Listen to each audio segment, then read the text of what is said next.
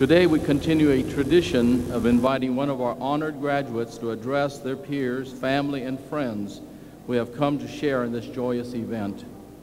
Jennifer Hill, graduating today with the highest honors of summa cum laude, will receive her Bachelor of Science degree in Information Media.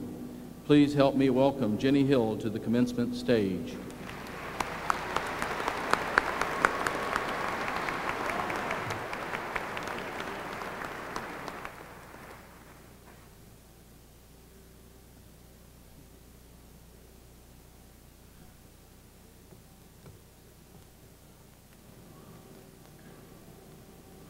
Good afternoon, and congratulations on a job well done. I am proud to be part of the graduating class of 2006.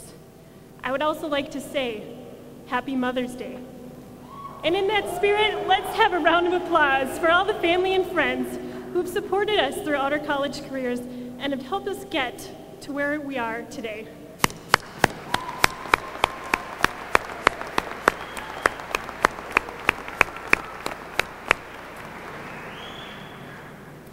I lived away from my family for 3 years while on campus in Mitchell Hall.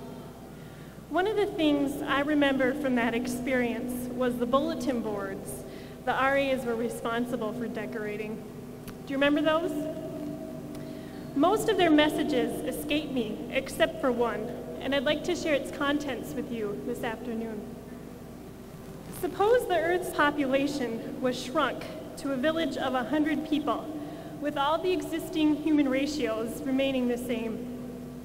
Of the 100 people, 60 would be from Asia, 14 from Africa, 12 from Europe, 8 from Central and South America, Mexico and the Caribbean, 5 from the United States and Canada, and 1 from Australia or New Zealand. The people of the village would have considerable difficulty communicating, as 14 would speak Mandarin, 8 Hindu or Urdu, 8 English, 7 Spanish, 4 Russian, and 4 Arabic. As a side note, this list accounts for less than half of the villagers. The others would speak, in descending order of frequency, Bengali, Portuguese, Indonesian, Japanese, German, French, and 200 other languages. 33 of the people in this village would be Christians, 22 Muslims, 15 Hindus, 14 non-religious, agnostics or atheists, 6 Buddhists, and 10 representing all other world religions. 80 would live in substandard housing. There would be 67 adults living in the village, and half of them would be unable to read. 50 would be malnourished, and 1 dying of starvation. 24 would not have any electricity. In the village, there would be 42 radios, 24 televisions, 14 telephones, and 7 computers. 7 people would own an automobile. 1 would have a college education. 1 would have HIV. 5 people would control 32% of the entire world's wealth. And all 5 would be US citizens. Finally, 33 would be receiving and attempting to live on only 3% of the income of the village. I had quite a reaction after reading that bulletin board. The first thing I was drawn to was the distribution of technology. The scenario suggests that only 7% of us have access to the internet. That's a shocking statistic. I don't personally know anyone who doesn't own or at least have access to a computer. It's also interesting to look at the geography of this scenario. Only 5% of all people are from the United States and Canada. The rest are citizens of other nations in the world. Speaking of other nations, the Center for International Studies at SDSU estimates that of the 16,000 people enrolled, more than 900 of them are from foreign countries.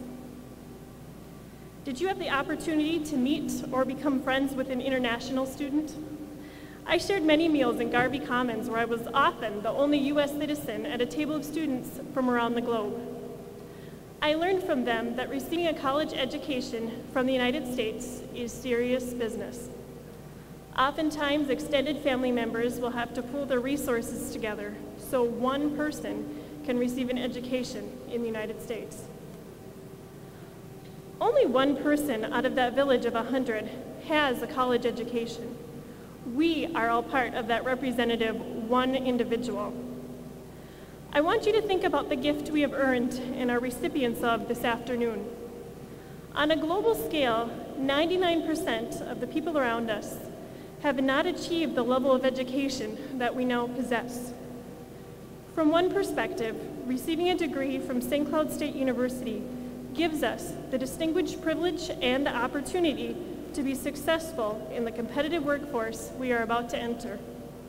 I wish you all the best of luck as you apply to graduate schools and/or pursue your first professional job. When you do finish your advanced degrees or land that first job, I want you all to stop and take a moment to reflect on the responsibility that you have been given. Consider both the rarity of your gifts and the uniqueness of your personality. Remember that you are the one person out of that village of 100 who has a college education. Realize you have an obligation to share what you've been given with others. After all, gifts effectively serve their purpose only when given away.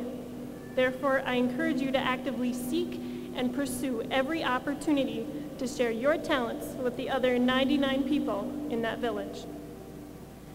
How do we develop our gifts throughout our career so we have something of impact to share with others?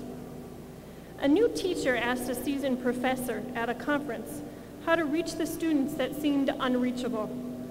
How do you educate adolescents with wild behavior, poor attitudes, and a multitude of differences? The professor smiled and said, "You have to put your priorities in the right order. First, seek to love your students, and then they will naturally want to learn from you." This lesson applies to every field of study or discipline. How do we become successful business people, revolutionary scientists, inventive engineers, compassionate medical professionals, effective teachers, and creative artists? We become these things as we love those around us by placing their needs ahead of our own. We become successful when we share all that we've been given: the love from our family and friends, the knowledge we've gained from our college education, and the expertise we develop throughout our careers with those in our sphere of influence. If you start with love, I guarantee you will end in victory. Congratulations, class of 2006. Class is dismissed.